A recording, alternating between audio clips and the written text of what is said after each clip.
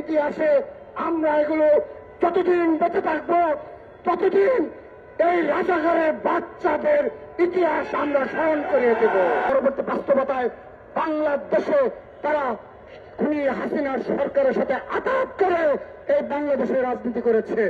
2023 সালের 28 অক্টোবর যেদিন বাংলাদেশের ইতিহাসের সর্ববৃহৎ মহাসমাবেশ অনুষ্ঠিত হয়েছিল আমাদের বিএনপির পার্টি বেশ নয়াপল্টনের সম্মুখে, সেদিন শুধুমাত্র নয়াপল্টন নয়, পুরো ঢাকা শহর ছাত্রদল বিএনপি ও তার অঙ্গ সহযোগী সংগঠনের লক্ষ লক্ষ নেতা কর্মী সেই মহাসভায় যোগদান করেছিল।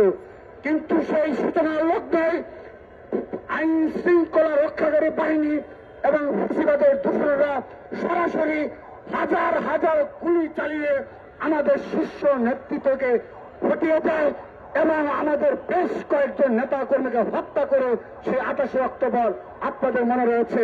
কিন্তু সেদিন এই জামাতে ইসলাম শাপলা চত্বর থেকে তারা আইন শৃঙ্খলা রক্ষাকারী বাহিনীর সহযোগিতায় নির্বিঘ্নে তারা তাদের বাড়ি করে পৌঁছেছিল।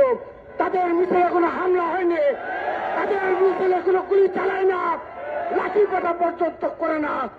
ইতিহাসে আমরা এগুলো যতদিন বেঁচে থাকবো ততদিন এই রাজাকারের বাচ্চাদের ইতিহাস আমরা স্মরণ করিয়ে দেব। তারা এ ধরনের 28 অক্টোবর সহ যুগে যুগে এ রাজনীতি তারা করেছে।